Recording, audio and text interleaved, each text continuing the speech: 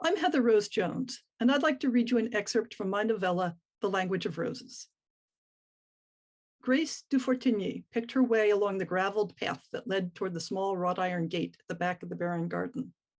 With an effort that she felt, but dared not calculate, she commanded the invisible ones to trail behind her, sweeping the path free of leaves in her wake and dusting across her footprints, erasing the traces of her visit.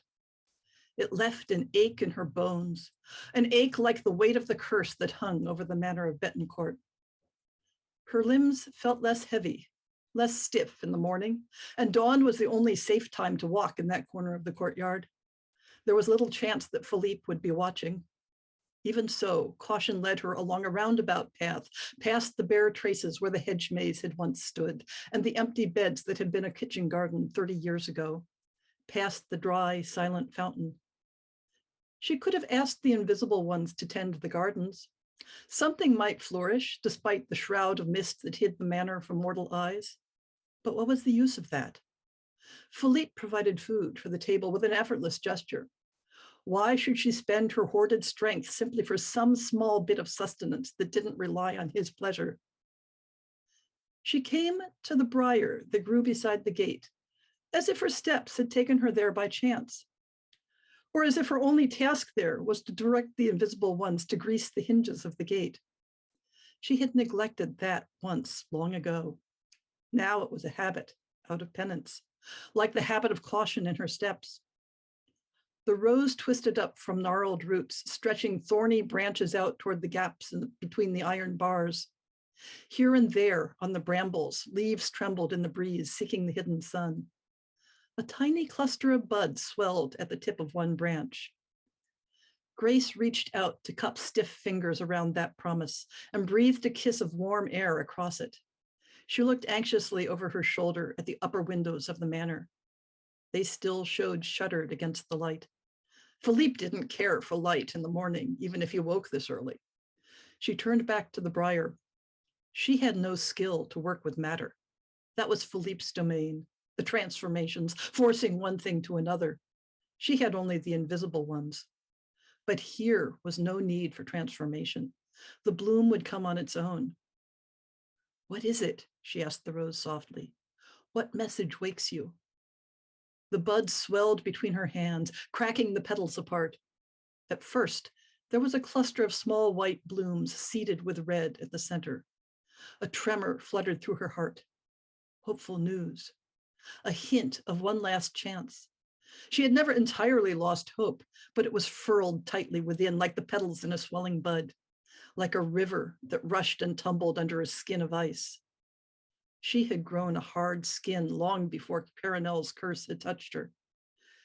Eglantine had coaxed her to dare to bloom that summer, but it was followed by 30 long years back in a habit of stone. Stone kept that bud of hope safe from Philippe's suspicions. Not hope for herself, but for what she held most dear. Grace breathed across the central bud once more, and it unfurled, scattering the petals of the smaller blooms across the ground. The flowers struggled to open halfway, then just enough more to show the colors within. A broad white simple rose streaked with purple at its heart. There was no mistaking the sign. It has been long and long since you sent that message, she said. She hadn't counted all the failed chances. The last time, that had gone badly indeed. But any change brought, no, she would not name it hope even now. Curiosity, that was the safe thing to call it.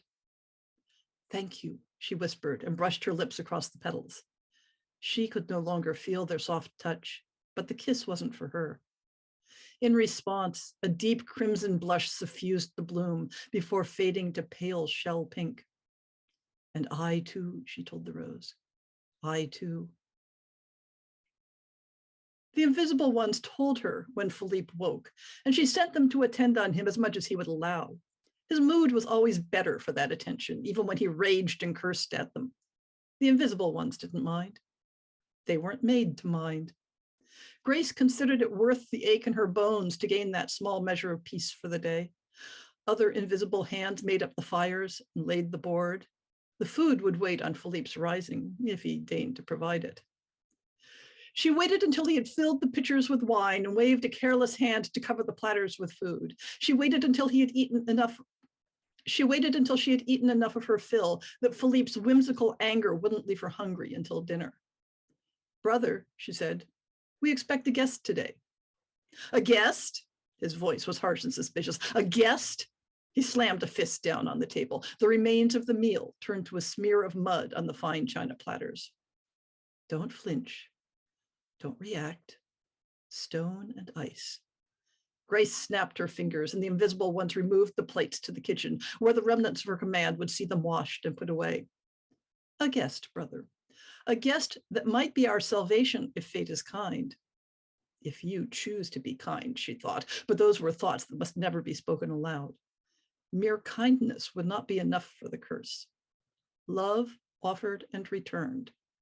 A far distance from simply failing to terrify. Even that became harder the longer the curse took hold, but she had to believe it was possible. I'll see that a room is prepared. It might be good to have hospitality ready for both man and beast. The word had slipped out before she thought. She'd meant nothing hidden or cruel. That was Philippe's way, not hers. But her brother's glance darted at her suspiciously, and his furred muzzle curled in a snarl over yellowed tusks. She did not doubt he would find a way to extract payment.